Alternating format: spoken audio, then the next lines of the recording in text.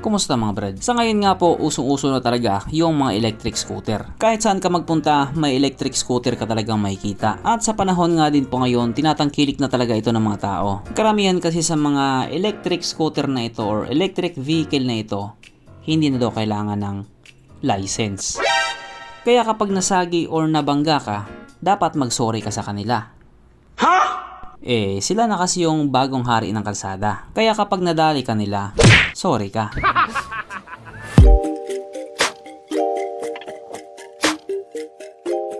Pero syempre bago tayo magpatuloy, kung bago ka pa lamang napadpad dito sa aking walang kwentang channel, huwag ka na mag-subscribe.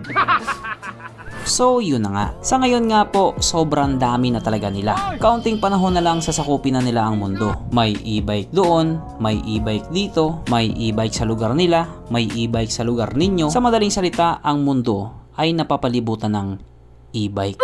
Pero syempre para nga po sa karamihan, good news ang bagay na ito. Positive to para sa kanila. Kasi nga wala nang usok, hindi na maingay, at higit sa lahat, eco-friendly pa. Kung dati nga po ang itsura ng mga e-bike ay parang bike lang talaga, sa ngayon itsurang motor na talaga sila. Minsan nga nakakasabay mo na sila sa kalsada, hindi mo lang napapansin na e-bike pala. Kasi nga tahimik lang talaga sila. Doon nga po sa Thailand merong isang electric scooter na kamukhang kamukha talaga ng Honda Click. Yung itsura niya inspired talaga doon sa Honda Click. Syempre kapag sinabi nating Honda Click, napakaganda niyan. Kaya itong electric scooter na ito, napakaganda din, na may pangalan nga pong Rapid SR09.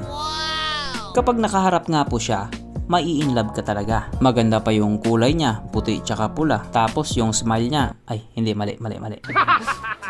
Tapos hindi na siya gumagamit ng gasolina, kaya okay na okay talaga. Subalit itong electric bike nga po na ito ay mayroong dalawang baterya. At ayon nga po mismo sa claim nila, ito daw po ay kayang tumakbo sa bilis ng 80 km/h. Para sa iba mabagal yun, pero para sa akin mabilis na po yun. Pisti ka, wala ka ng lisensya, tapos sasabihin mo mabagal pa.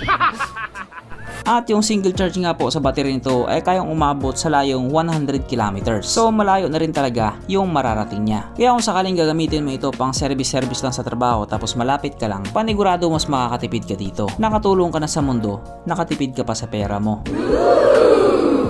Huwag ka lang mambangga ng tao.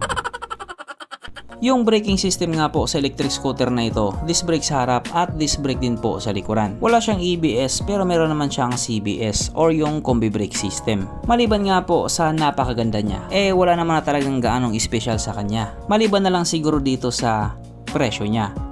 Kasi yung presyo niya, special talaga. Alam nyo na ibig kong sabihin. Sapagkat itong Rapid SR09 nga po ay nagkakahalaga ng 86,000 Thai baht, na kung i-convert nga po natin into Philippine peso, ito po ay papatak ng 137,000 pesos. Ano Brad? Ano masabi mo? Mura ba or magmumura ka? So hanggang dito na lang muna mga Brad. Kung may gustong sabihin or gustong idagdag doon sa mga sinabi ko, mag-comment ka na lamang sa baba. Okay, bye.